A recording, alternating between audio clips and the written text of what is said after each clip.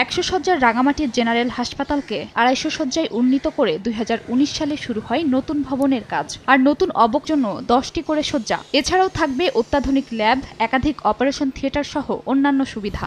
তবে 5 বছরেও শেষ হয়নি নতুন ভবন নির্মাণের কাজ। পুরাতন ভবনে নানা সীমাবদ্ধতা থাকলেও বাধ্য হয়ে সেখানেই স্বাস্থ্যসেবা নিতে হচ্ছে জেলাবাসীকে। শীঘ্রই কাজ শেষ করে নতুন ভবনে স্বাস্থ্যসেবা চালুর দাবি এলাকাবাসীর।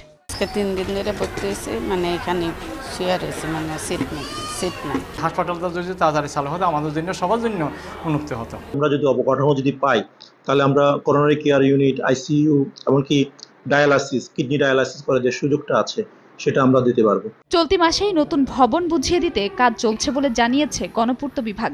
আমরা আশাবাদী যেভাবে কাজ চলছে আমরা অক্টোবরের মধ্যে শেষ করে দিব কাজ। গণপূর্ত বিভাগের তথ্য মতে রাঙামাটি জেনারেল হাসপাতালের নতুন ভবন নির্মাণে ব্যয় ধরা হয়েছে 49 কোটি 28 লাখ টাকা।